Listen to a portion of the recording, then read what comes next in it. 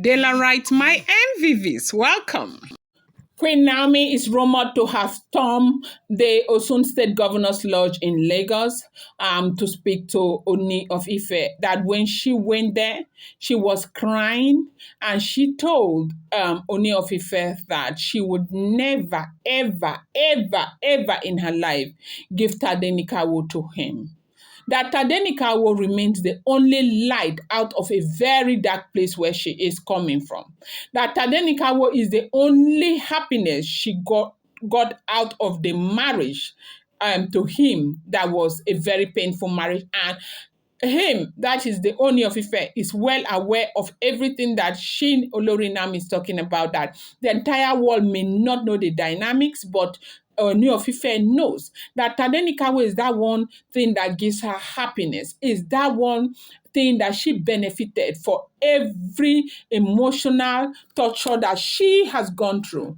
And if Ooni of Ife will collect Tadenikawo from her, let Ooni of Ife just come and buy her. That is the only thing that she will say to the Ooni of Ife.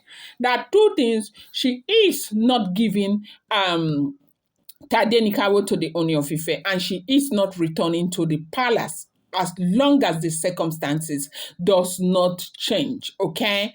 And they say when she finished saying all of these things in the Osun State Governor's Lodge, and she was crying so much, you know that this is a very private talk between Ooni, it was a very private talk between Ooni of Ife and Olori Naomi. They said it was only two of Ooni of Ife's aides that were inside there and that saw what happened. But one thing with this, you know that it has to do with the monarch. It will always come out, and that is how people get to know what is going on. So as we're hearing that she said that she will never ever give Ooni of Ife Tadenikawo, because Tadenikawo is the only thing that brings happiness to her in such an emotionally tortured marriage that she is coming from.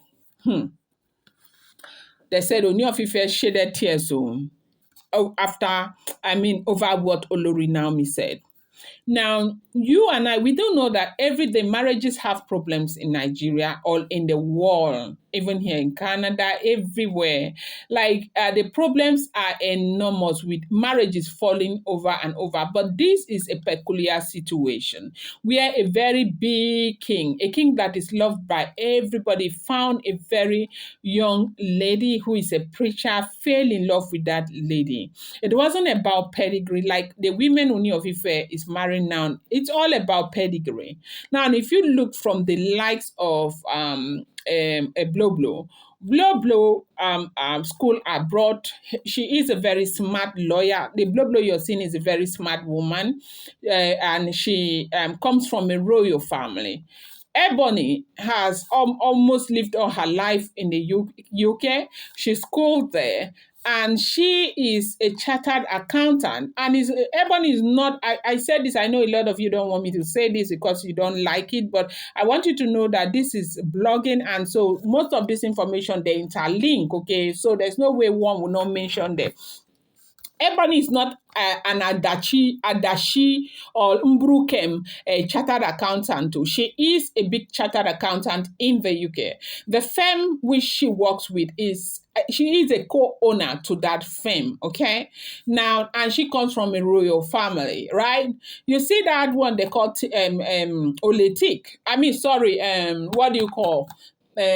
Gospel also comes from a royal family. That gospel you're saying, gospel has worked in so many different capacities. She's schooled abroad also, and she was working with Fashola. She was, I think, a PA or something, or an admin or something. I'm not sure of that information, to Fashola and all of that. There you see Dr. Elizabeth. Yeah, Dr. Elizabeth is also from a royal family. Yeah, yes, she comes from a royal family. And who else is there again? I'm not sure of. Now, you see the woman that Ooni of Ife is bringing in now, Metete. Metete is an ambassador. Metete is the Minister of Trade in, what is this place? somewhere around Toronto. Is it Toronto or Ontario? No, Toronto, not Ontario, Toronto. Yeah, she is a minister of trade. Okay, right here, and so.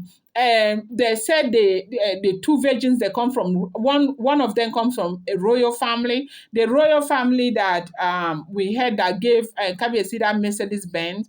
They said the other one again comes from a big family and all of that. Then, if you see the kind of women that Ooni of Ife is marrying, you can see something that has to do with pedigree. Okay, Nami never had that pedigree. Nami was just a girl, a beautiful girl, and very intelligent, godly, and everything. She was inexperienced, only went for that girl, right? And they had their own covenant. Remember where Oni was saying he wasn't a polygamist. He is a one man, one woman's wife and husband, and on and on and on. But over time, we saw what happened. These women came in with their monies, flamboyant lifestyle, and all of that. They caused a lot of problems, and at the end of the day, that marriage, collapsed. And while Nami was in that marriage, she went through a lot. There are so many details that are not, being mentioned. There are so many things that somebody like me, Delaram, I have heard and I know, but I do not have the audacity to bring it here because when you're doing blogging, you need to understand that you don't necessarily have to throw caution to the wind and open your mouth anyhow because you think that they won't find you, maybe because you are abroad and all of that. You need to understand the people you're talking about. For me, that matters a lot. You need to give them some respect and all of that. So there are so many things, especially for those people who keep judging Olori Naomi. They judge because they don't know what that woman has gone through. Only recently, somebody who is really, really close to Olori Naomi, like really absolutely close to Olori Naomi, I was talking to that person and the things that they said, there are so many things that if you hear, you feel really bad. You want to cry for this woman. She went through a lot. And in all of this stress that she went through, God blessed her with that Prince Tadenikawo. Right now, Olori Naomi is just a very strong person. And you know why she seems very strong is because she has the word in her hand and her head. There's nothing that can give you strength like the word of God. The word of God is very powerful and can pierce through the toughest hearts, okay? And so now, for Kabiyesi to want to come and collect that one thing, that's Tadenikawo. Naomi said to Kabiyesi that, look, no matter what happened, if this is what you want to do, I am here. Come and buy me. Come and buy me. They said the man shedded tears. And you know that he is a very kind-hearted man. He's not like any other king. That is the Ooni of Ife. He is a good man, from what we are hearing. I told you, I do not live in the palace of the Ooni of Ife. Neither am I related to these people. But these are all speculations. They said this man is a very good man. They said that he is humble to the core. And he is, somebody who thinks about other people and all of that. And so it's unfortunate that this is actually happened. But Olori Naomi said, they said as soon as the family called Olori Naomi to return back from wherever she had gone to come to the royal mansion, she came, she did not see Ooni of Ife. She had to start going to Osun State Governor's Lodge where she met the Ooni of Ife. And she told the Ooni of Ife that she would never, ever, ever, ever. And that was the first time that she saw the Ooni of Ife again one-on-one, and told the Ooni of Ife again after she was sent back from the airport that she will never give Ooni of Ife Tadenikawo. I'm going to bring you more update. I appreciate you guys so much. Do not forget, these are all alleged, rumored, and speculated information making the rounds on social media.